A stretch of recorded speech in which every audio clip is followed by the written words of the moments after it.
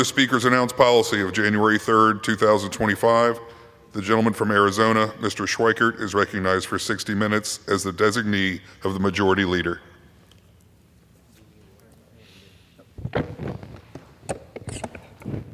Thank you, Mr. Speaker Pro Tem. Forgive us as we're getting ourselves organized. The gentleman from Texas ended a couple minutes sooner than we expected.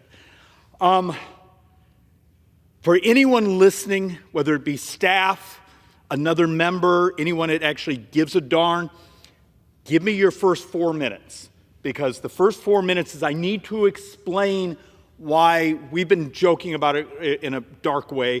We're in the budget wars. It's about reconciliation. Why is there such angst by some of us? You know, thank you, Mr. Speaker. I chair the Joint Economic Committee, so I'm the idiot with all the economists. I'm number 4 in Ways and Means. I'm not good at many things in life. I'm okay at math. What's going on that is stressing us? Last night I could barely sleep because I had read report after report after report, and the math was devastating. And this is what we need to understand. Here's our reality. And forgive us, we've been going as fast as we can in our office to find some way to explain what the hell's going on. At the end of this budget year, so September 30th, end of this budget year, United States debt by Congressional Budget Office is projected to be $37.2 trillion. Okay, they're projecting over the next 10 years, we add another $20 trillion. But if you then on top of that, so the debate that's been going on is we have these provisions of the 2017 tax reform. Thank you. The 2017 tax reform that are expiring at the end of this year. If you go take it to 2035, because that's sort of the 10-year window, 9 budget years, it's another $5.5 trillion. Then you add on to that the interest, because it turns out if you were to finance it, not pay for any of it, that's another $1.3 trillion on top of that. Then if you were to come in here and then take the president's requests. So let's just, because we have a couple members here, just say, just do everything, make everyone happy. Screw my retirement, the next generation. America will be fine. If you add it all up, by 2035, you have over $74 trillion in debt.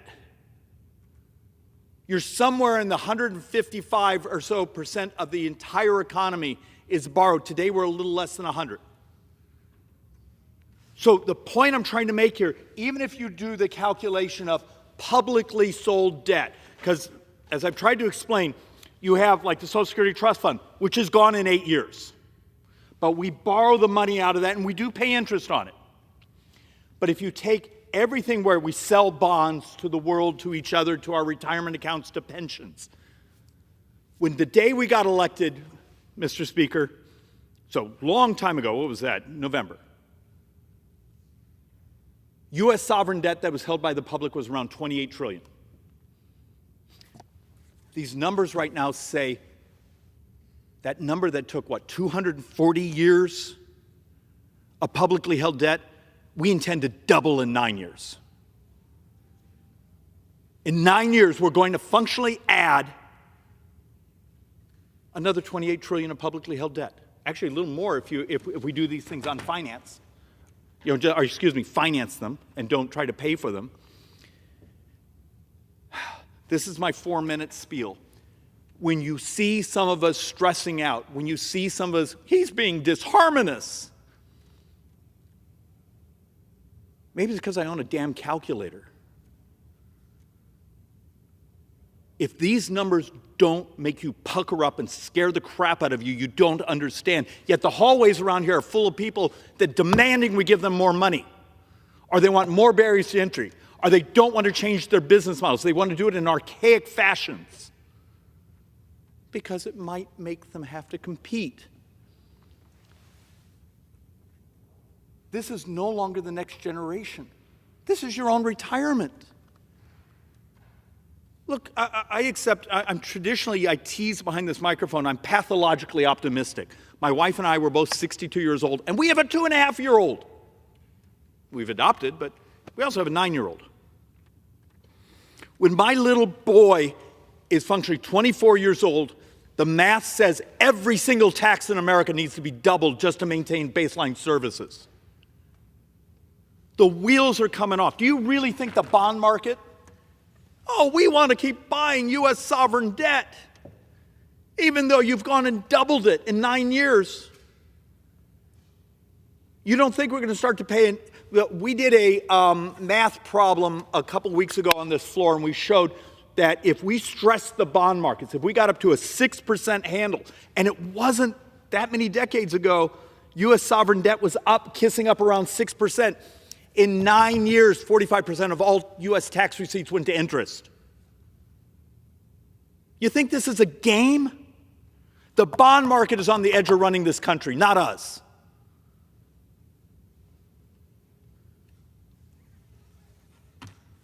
If you're a member of Congress and you claim that you care about debt and deficits and the next generation and working people and people's retirement, and you don't have this poster up somewhere in your office, how do you understand the math?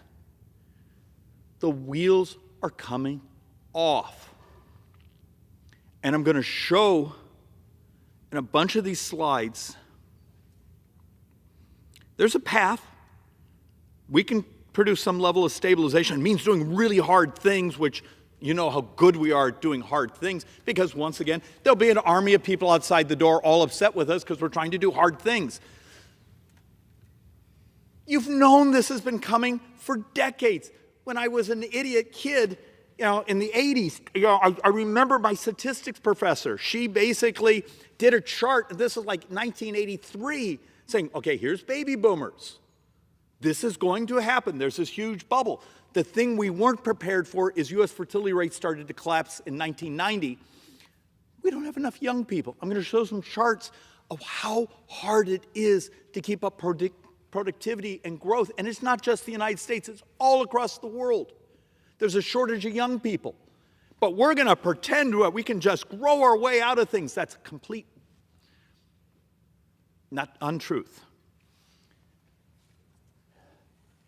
If we do what a handful of our members are asking and just look the other way and just give everything to everyone without paying for it. And look, I think it's outrageous there's a discussion. It would be immoral, I believe, to allow the tax rates to go up on working people. But it's also immoral not to find a way to pay for it. Are you ready to condemn this country in 9 budget years, 10 calendar years, to functionally financial Armageddon? Because this is actually in the 10-year window now. This is not some theoretical number years and years and years and decades from now. It's here. And if interest rates were to move against us,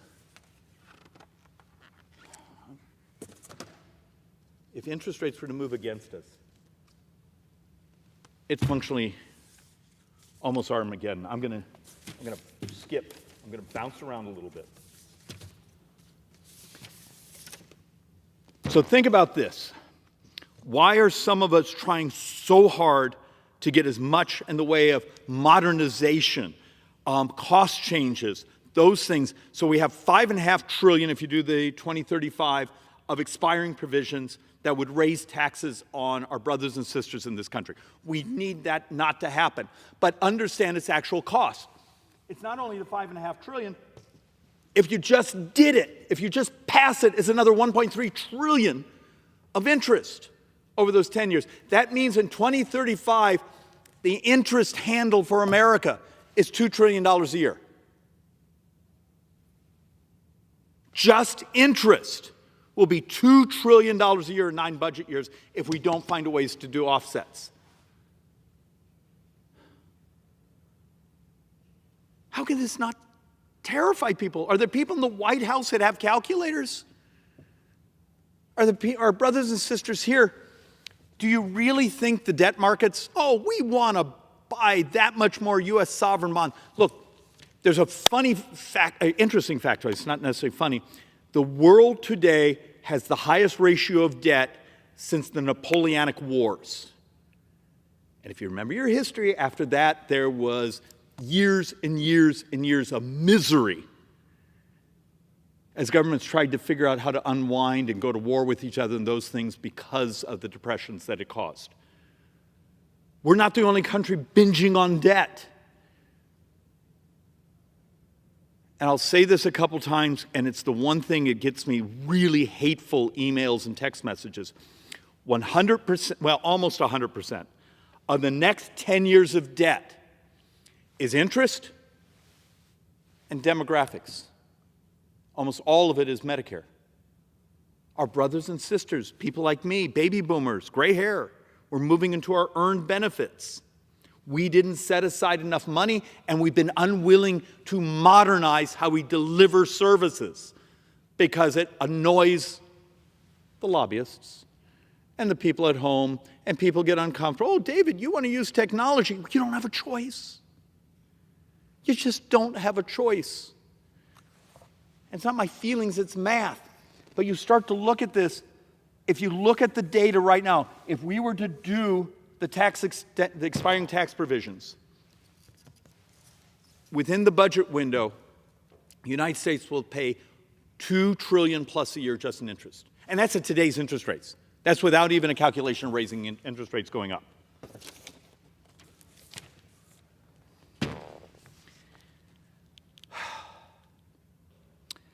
I've been trying to figure out how to sort of explain. I can say this one easier. We're going to come close to spending the 7% of the entire economy this year in borrowed money. If we do these things without paying for them, in 10 years, we're not going to be borrowing 7% of the economy. We're going to be borrowing around 9.2% of the economy. This is not a game. So let's actually walk through one or two more of these to try to get our heads around what's actually going on. You got to understand, you see the blue here? Okay, dark purple, if that's purple. Forgive my, this is interest. That's our debt we're adding. And here's our problem. What happens this year if we borrow a couple $1 trillion this year? You do realize half that's interest. Half of it is now interest. Interest now is the second biggest expense in the United States government. Defense is actually number 4. I always love it when I'm having a conversation with one of my friends on the left. Well, if we just cut defense, defense is now number 4 on the spend stack. Interest is number 2. And there's a couple models that if we keep borrowing and interest rates move against us in a decade or so, interest could be the number 1 expense in the United States government. And I've done presentation after presentation of this concept called interest fragility. I think I'm probably the only one that listened to it, and sometimes I wonder if I even listen to myself. This isn't a game. There's a reason the British government collapsed this summer. Liz Truss? Yeah, we're a hell of a lot bigger economy. Do we really think, because we have the 2 great extraordinary privileges of the reserve currency and being a country that people want to do business in, live in, prosper in? Do you think we keep those things if we keep this sort of clown show going? So let's actually walk through a couple more of these, and then I'm going to try to have a little fun mocking some of the suggestions that keep coming in. Debt held by the public under alternative conditions. Trying to make increase in primary deficits. This is where, and I need to explain, this is going to be a little tricky. In 2033, because what was done in this body in lame duck, where we functionally took another couple $100 billion out of Social Security and paid it out without replacing the money, now it looks like the number is in mid-2033, Social Security Trust Fund is empty. CBO, now the law for Social Security says you cut seniors' benefits, math is about 20%. So we will double senior poverty the following year. But that's not how CBO is forced under the law to do the math. The math, there's an actual law that says you're not allowed to show a zero balance. That's why we're doing this. So that means in 2034, there's $600 billion of borrowing that's shoved in that's actually to make up the balance, the shortfall in Social Security. And next year, it's more. So if you add up 2023, 24, 25, there's like another 1.7 trillion because Social Security is empty. And you don't want to double senior poverty, but we're also far too fearful to actually tell, our voters the truth. And the fact of the matter is, every time one of us idiots, me, gets up and tries to find a way to stabilize the Social Security Trust Fund, that side starts running attack ads on you because they care more about winning the next election than they do doubling senior poverty in America. It's just absolutely immoral. It's almost like, because the math, so you start to look at what's going on here. If we're really heading towards a time where just the primary deficit that's publicly sold without the other request from the president, we're at 55 plus trillion. And that's,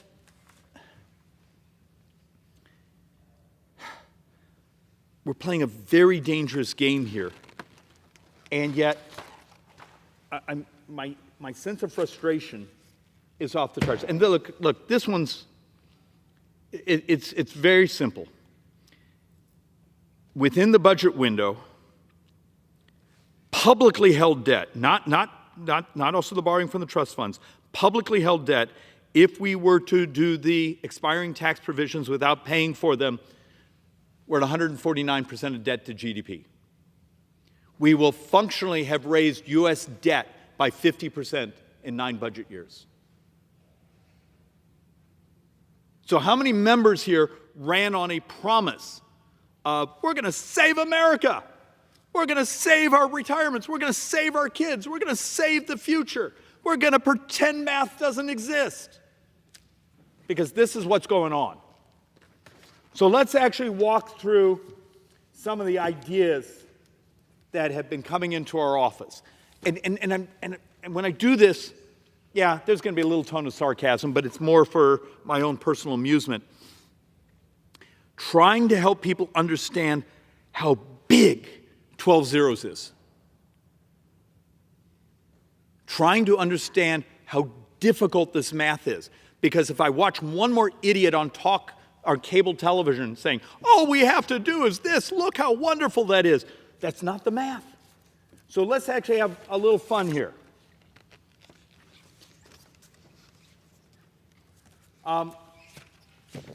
Okay, great.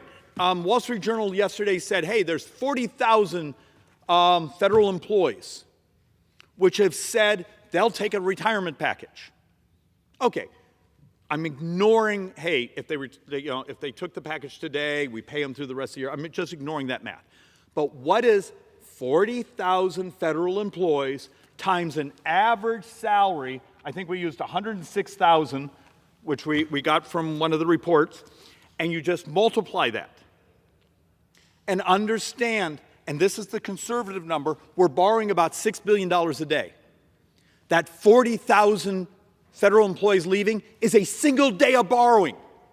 For an entire year, all those folks leaving, single day of borrowing. You got 24 hours of borrowing by 40,000 federal employees leaving. Yet I watched someone on television last night saying, well, look, we're going to make a huge dent in the U.S. deficit with these 40,000 taking early retirement. It's one day of borrowing. That's not spending, borrowing. And remember, by the end of the decade, that borrowing's up per day dramatically. Take this in. This is one of the grand solutions. Now, the point I want to make is you probably have to do it. You got to do all of them. It's going to be dozens and dozens and dozens and dozens of things all stacked up just to provide some stability. Because can we as a country get back to just borrowing about 3% of our economy a year instead of 7, or God forbid, a decade from now over 9? But you got to stop lying to each other. Our staffs have to stop lying to us. The press has to stop making crap up. And we've got to help the public understand the scale of what the hell's going on. 40,000 employees taking early retirement. The salary savings is 1 day of borrowing. So let's have a little more fun. Okay, so someone yesterday said, okay, let's get rid of the federal subsidy on tax-exempt bonds for stadiums. Okay, great. We calculate that's about 6 or 7 seconds of borrowing for a year.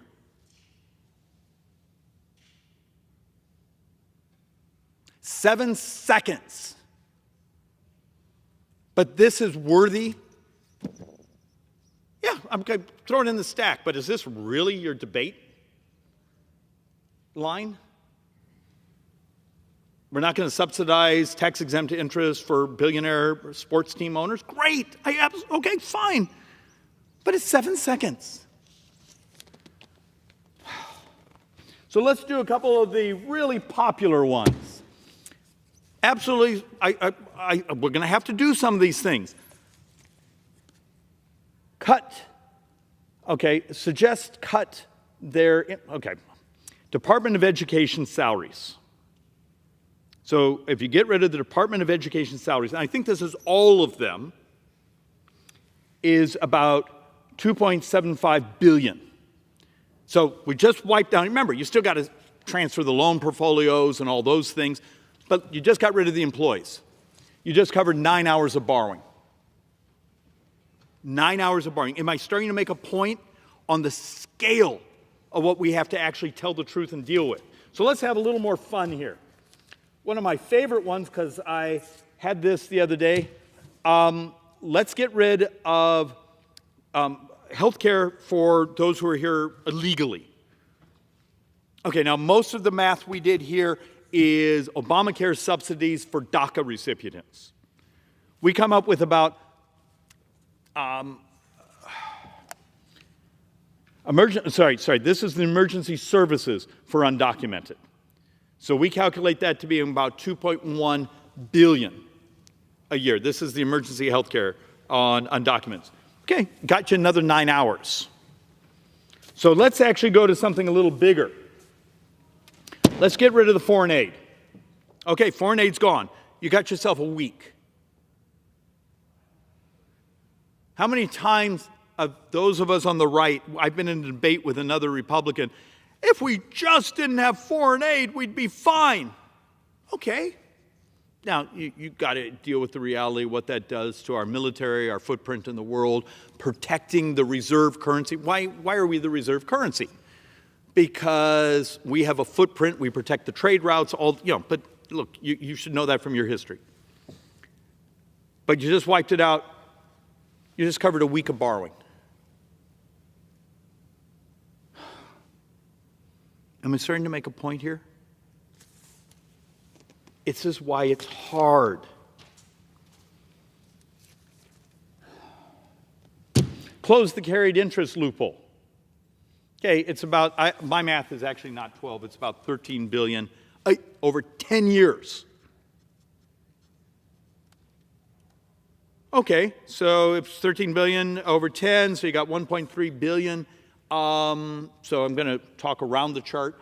So 1.3 billion in a year. We borrow about 6 billion a day. So you get yourself an hour, a couple hours.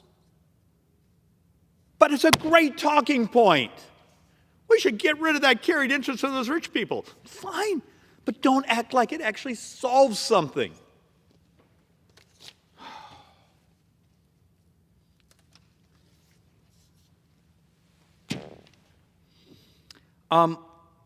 Back to interest fragility, Mr. Speaker.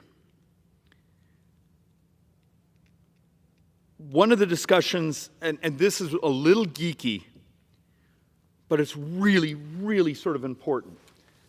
About half of our debt is in what we call notes. So look, there's bills, notes, bonds. It's the hierarchy of a bill is very short term, can be under a couple of years. The notes are in the middle term. But right now, half of our debt, actually more than half of our debt, actually about 72% of it is really short term. So we did I was doing it in my head. We're going to borrow about $2 trillion virgin this year, and we're going to probably have to refinance 9 or 10 this year because so much, and that's not the roll, because we have a lot of roll where it goes, sometimes 30 days, 90 days, 6 months.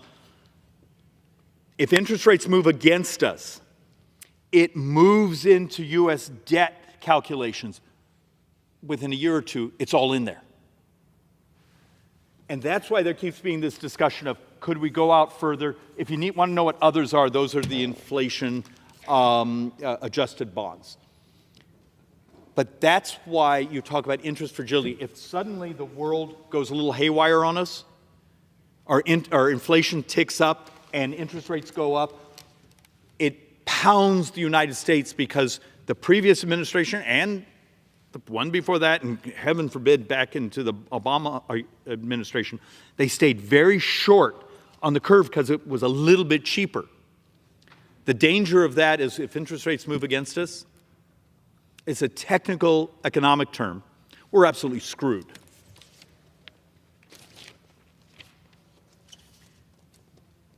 And back to the point on all the notes, as they're all the way down around 2.8. The actual cost of a 10-year is 4.5. All this is going to move into being dramatically more expensive. And you go, oh, who cares? When you functionally have, by the end of this year, close to $30 trillion that has to be borrowed from capital markets, from people around the world, this is a big deal.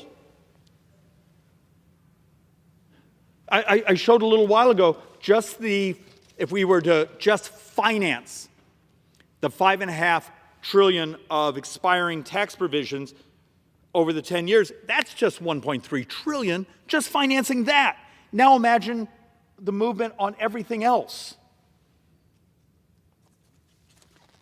And you'll be happy to know, because I think a little while ago, UK actually, their 10-year bond actually moved cheaper, less expensive, lower interest rate than the United States. So I think we're back to being the 14th best bet of substantial countries in the world, meaning there's 13 other countries with better credit ratings. Their 10-year bond sells cheaper than the United States. Greece today can sell a 10-year bond almost a full point cheaper than the United States. Doesn't that set off an alarm in anyone's head? Am I the only idiot who, sorry, I mean to be going there. I'm trying to find some way, because I'll get these criticisms. David, you talked about math. I don't like math. You may not like it, but the math will always win. So back to a couple more points. The famous pie chart. Everything a member of Congress votes on is borrowed money. Every dime of defense is borrowed money. Every dime of non-defense discretionary is borrowed money. I think last fiscal year, $400 billion of earned benefits. And look, what we call the mandatory, the red. Some of that, most of it's earned benefits. It's your Social Security, it's your Medicare, it's your VA pensions, those sorts of things. There's a portion that you get because you're part of a certain tribal population, it's part of a treaty obligation, or you fell below a certain income, Medicaid, or those things.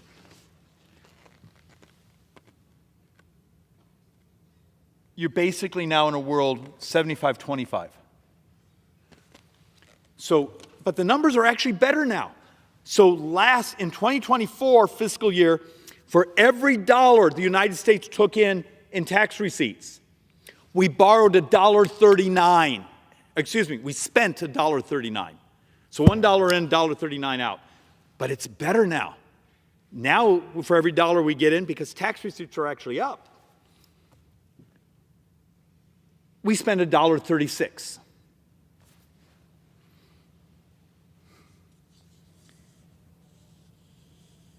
How do we go home and tell our folks the scale that the simple solutions are absolutely wrong? They're not truthful. It turns out we have a brutally complex problem. It's going to require a complex solution, and it's going to require doing hard things. But we have people, but I will only vote for if I get this.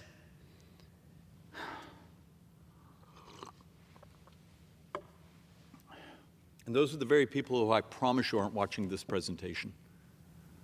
This isn't a game. These numbers keep getting uglier and uglier. And back to the thing it gets me screamed at, and this board now is getting old, and the numbers are actually worse. Over the next 30 years, we believe the total debt number over the next 30 years is now substantially higher, but this is the one I have. Your country borrows about we spend about $124 trillion deficit. But the things we vote on actually grow slower than tax receipts. So here's the crazy thing.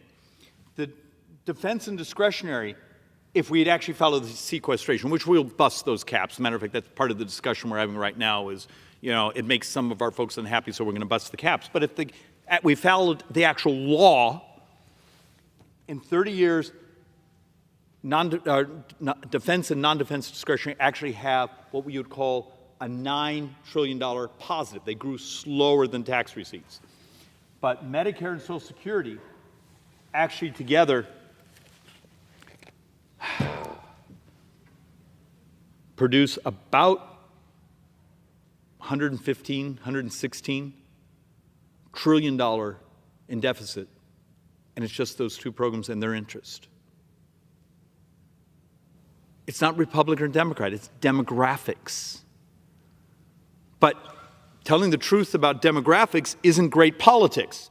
Our job is to blame the other side and then blame us, and then we'll go back and forth and we'll have these incredibly petty, childish, mathematically void debates. Debt deficit and demographics. It is what we are. The difference is, I believe those of us on the right, those of us who are Republicans, have the absolute moral obligation. We're supposed to be the math people, to fix it. Let the other side lie about it. We campaigned, we won. The American people gave us the House, they gave us the Senate, they gave us the presidency.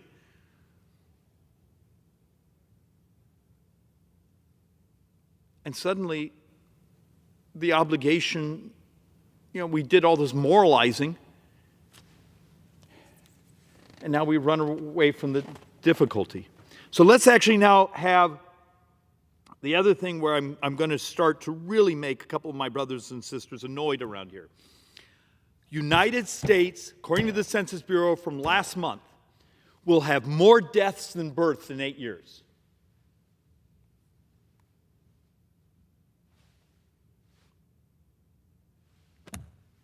Not a single country in the world, and this is not just the United States, it's basically all the industrialized countries, and much of the world is way ahead of us in this almost dystopian collapse of there being young people.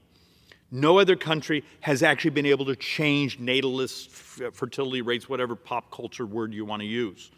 There's countries out there that on your third child, they buy you a house, and all they did is move fertility forward, and boom, a couple years later, they just moved back to the mean. Why is this a big deal? When you start to understand total fertility rates and what it means to being able to grow an economy, I'm begging you, give this a chance. If you're watching this, you're obviously unusual, you're smart. If you have a shortage of young people in your country, how do you grow? How do you reach productivity? And there becomes, we can do it by policy. You're not going to have more children, but are you willing to make it easier to adopt technology? Are you going to be fearful of AI, machine learning? Are you going to allow synthetic biology to cure diseases? Are you going to promote automation everywhere you can because you're going to have a shortage of workers? Are we going to remove the regulatory barriers, the financing barriers, to basically having a much more productive society? Because if you don't, there's absolutely no way you can make the math work. This is the reality. And a couple weeks ago, I did a whole series of charts showing if the United States would take on the rest of the world. Because you understand, besides the tax arbitrage the world uses by refunding their value-added tax, yet when we send them something, they put it on. So there's already this tax arbitrage the rest of the world uses on us. The other stupidity we engage in this country is we educate people in our fine universities, and we send them home to compete with us. Wall Street Journal today actually has an article on drug discovery and drug research and how fast China is basically competing with us now in new biologics and those things.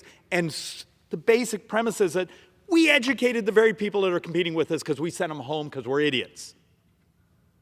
And yet I will get folks who will now, right now, pounding out texts saying, but I don't want foreigners in there. Do you want us to be able to pay your Medicare bills? Because if we don't get the growth. So it turns out, what are the two extraordinary privileges of the United States? It's our currency. The world borrows and trades and denominates in U.S. currency. The other, and the economists will tell you, it's worth even more than being the reserve currency of the world. People want to do their business, their investments, bring their intellect, their passions, their entrepreneurialism to the United States. So in the 70s, 80s, 90s, the world knifed each other for hydrocarbons, oil. Last decade, we competed, whether you know it about, for rare earths. The rest of the world figured this out about 10 years ago when Australia, New Zealand, Great Britain, Canada all moved to talent-based, STEM-based systems of saying they need smart people to be able to continue to grow. I think the United States is the only major country still doing a familial-based immigration system. And this upsets people when I say this. I want to be able to sponsor my grandma. Great. I'm sure she's lovely.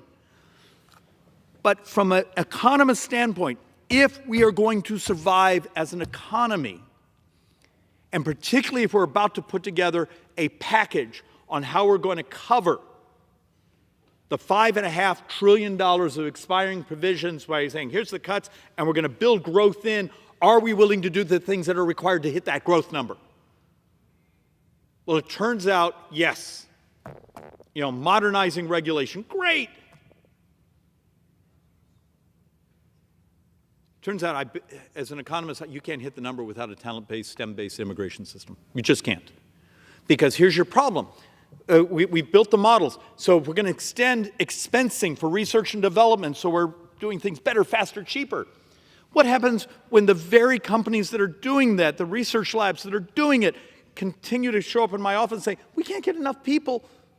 We're being squeezed. We're going to have to do part of the research on the other side of the world. Have we lost our minds? Oh, but David, you can't tell that. That will upset someone. Look, the chaos that was created at the border over the last 4 years crushed the working poor because the working poor sells their talents, their willingness to show up. And now you have millions and millions and millions of other entries. So there's a couple great articles out there basically talking about the working poor's wage growth will probably be flat for the next decade.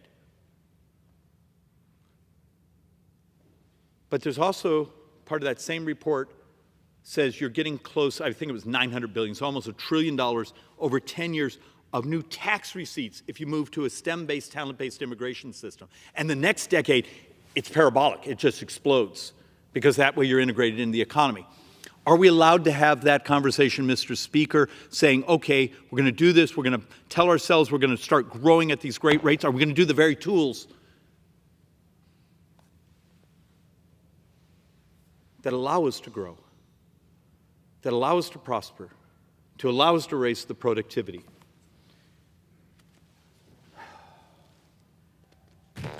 Because, and this chart I know is almost impossible to read. Its punchline is very simple. Unless we have this productivity spike, we're going to get poorer. We see it around the world, that productivity, the ability to have that productivity growth, is how you keep up standards of living. We've had a great pop the last couple of years. You know, the investments in AI, those things. But are we going to keep it up? Are we basically going to give our competitive advantage to the rest of the world because we're going to educate the very talent that's bringing it to us and send them home? So, Mr. Speaker, I'm hoping I accomplished three things here. To give you a sense of how just absolutely brutal the math is and why it's absolutely necessary we do the moral thing of reduce the spending, modernize the way we deliver services, make the tax code actually grow, and then deal with the reality of what drives our debt and deficits, and then deal with the reality of how we maximize growth and productivity and wealth. Prosperity is moral. I actually believe it is actually the American ethos. My kids, your kids, deserve to be more prosperous than the generation before them. And every data point we hold says our kids will be poorer than our generation. Is that the morality we've decided to bathe in? And with that, Mr. Speaker, I yield back.